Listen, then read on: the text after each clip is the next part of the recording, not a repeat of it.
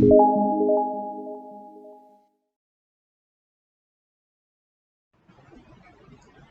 friends, welcome back. I told you I'll be posting two videos today. Uh, uh, those two videos. The first one I have already uh, you know completed. Now the second one here I'll be comparing between Unix and Linux, two different operating systems. Maybe some of you are already aware about these two OS. Maybe some of you are already working on these two operating systems. Bit of a comparison. It will be a very short video.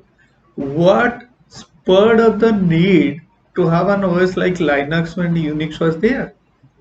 And why today Linux is so popular, and how and why these two operating systems, if you look at these two operating systems, you'll find they are powerful.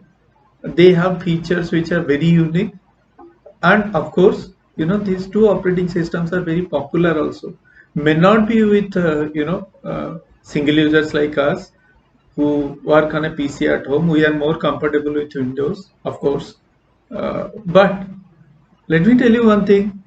These two operating systems, when you look at them, you'll find the features. I have already, in the first video which I posted today, I have already told you about a bit about Unix, how it treats every device as a file.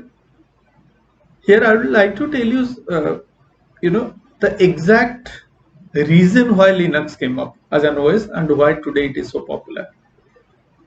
So now, when let's go back to 70s. Unix was introduced in 70s as a operating system, as an OS. Okay, of course, Bell Labs had the sole right of Unix. Unix was the first real OS which was portable. Portable means it was working across different machines. And at that point of time, the type of systems which were there were mainframes, or used to call them minis. PC was not introduced in 70s. It was not there. It was just coming up as an experiment, personal computer, but it was not in use practically. So Unix, what was happening? I'll tell you first. What was happening was people used to work on these mainframes or minis, which used to have a ready-made OS installed in them. That operating system will come in a bundle with the system installed by the company. You have to work on that operating system. You have to be content with the limitations of that operating system. This is what happened when in used to happen in 70s. People were trying to break through this barrier. Why can't I use an operating system of my own? Why can't I use an OS which will give me more independence? Why cannot I use an OS which will have more features? So when Unix was introduced, it came up. It was the first OS, as I said. It came up with the portability concept. That means the operating system can be installed across different types of computers, different types of computer systems, and it was a success. Unix became popular within a few days. It was powerful, and it was in real sense it was a multi-user operating system. And of course, as I said, it had more features. It had more features than any OS of that time. So obviously, it was popular within a few days. But the problem with Unix was that it was proprietary. It was powerful. It had features which were simply amazing at that point in time. But the only problem was that it was proprietary. So you need to buy Unix to use it. I'll tell you, when I started in uh, 90s, when I started learning computers, the operating system the two operating systems which we came across, one was DOS, disk operating system, which was a very simple operating system for daily activities on a personal computer. It had a few commands here and there. We used to use those commands. We used to, work on that. Happy with that. That point of time, there was no other option. When Unix first, we started using Unix, of course, Unix was, by that time Unix was there in the industry, but we started using it maybe in 91, 92. I started using it. Let me tell you, it was real pain installing Unix. We used to have 30 floppy disks. Floppy disk, might be many of you know what is a floppy disk. You have seen it's past. It's in the history books now. We used to have two size floppy disks for PC. Insert it, it can maximum have 1.5 megabyte of data. Just imagine, megabyte. Today you are talking in terabytes. All right. So we used to have 30 floppy disks to install Unix. Put one inside. Then once it is finished, it will give you a prompt over there saying, "Okay, insert the second one." So anyway, it was very hectic. But when we started using Unix, it was really, believe me, some of my friends started saying it is complicated, but I enjoyed. I enjoyed simply because it had so many features. I was amazed to find those features. Like I was mentioning in the first video, changing the brightness of a monitor, contrast of a monitor through a file, simply by changing the value. So I was really happy using Unix. And when I started using Unix, I started becoming familiar with its power. Okay, I'll tell you one thing. I was learning Unix, and parallelly I was learning C language also. So I was programming in C language. At the end of Unix, they taught us how to write programs in Unix. We used to call it a script. We used to call it a shell script. All right. When you write a shell script, it will be as good as a program. Although Unix had its own limitations as far as programming is concerned, I thoroughly enjoyed it. I started devising new ways to do things. I'll give you a small example. Like if I ask you write a program to check whether a string is a palindrome or not, it will be easy for you. 4, 5 lines, 6 lines of code. You usually write that code and show it to me, saying, "Sir, this is how we write the code." Easy. The same thing you do in Unix. You can do it, and our teachers used to give us those kind of programs, saying, "You have done it in C, now try doing it in Unix." Even one of my teachers, he gave me a project. He said, "Come on, you can do it. So start doing this project." I said, "How come, it's not a programming language? How can I create a database?" You can do that. You can do that. Think of it and do it. So I did. I mean, I'm not saying I did it. I tried, and finally I could do a project in Unix, shell scripting project. And it was as good as any other project. That was the power of Unix. Okay, we use it, but as I said, the limitation of Unix, the main problem with Unix was it was proprietary. So even if you have to buy and use it, and there used to be 4 user license, 6 user license, so number of users are limited. Beyond 6 users, it will not work. That means 6 PCs, and there is a Unix server. Unix server will cater to only 6 PCs, 6 workstations. That means 6 users. User 1, user 2, like that. So it was like that. We used Unix. We learned so many things, so many powerful features of Unix. Later on, when I discuss Unix and Linux, I'll go into the details. So Unix started becoming very popular. Okay, but the problem still remained. People who could afford it, they can use it. People who could buy it can use it.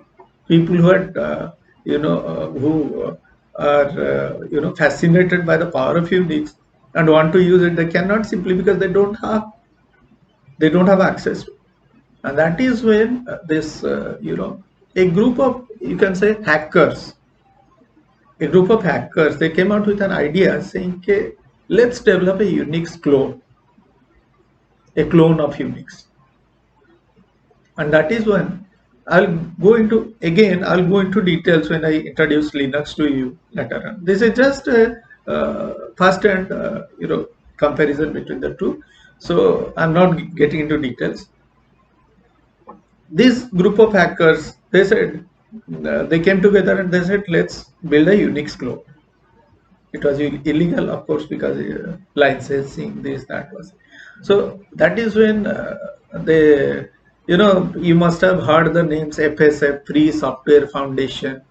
Okay, you must have heard this name. Go through net, you'll find details about this FSF Foundation, Free Software Foundation. I'm sorry. So now these people, they came together, they put their head together and started developing a Unix clone. They were 90% they were successful in building a clone. All those Unix commands which are there, all those features, facilities, they started building into this new operating system. But what was missing was, I give this example in classrooms also, some of you might remember it. They built an entire car, they replicated an entire car, you can say. What was missing was the engine. They didn't have an engine for the car. That simply means they built an OS, but they were not having something called the core. The proper word you can say is, it is called kernel. Okay, they had this entire thing, but they didn't have a kernel. So the OS was ready almost, and that is when a 17-year student, 17-year-old, 17 or 18-year-old, you can get the history from the net also, called Linus Torvald. Okay, he was a student of, I suppose, Helsinki University. He developed a kernel. He wrote programs and developed a kernel. He had. So he suggested to these people saying, okay, why don't you take this and use this? I have developed it. So what they did is, they brought it from Mr. Linus Torvald, put it into the OS, bundled it with the OS. The kernel was bundled with the other part of the software, and an OS was created. And Linus Torvald, from that they took the first three letters LIN, and since it was a clone of Unix, Linux, UX. Got it? That's the secret of the name. Nothing secret about it. It's all there. It's available on the net also in various transcripts. But this is how it was done, Linux.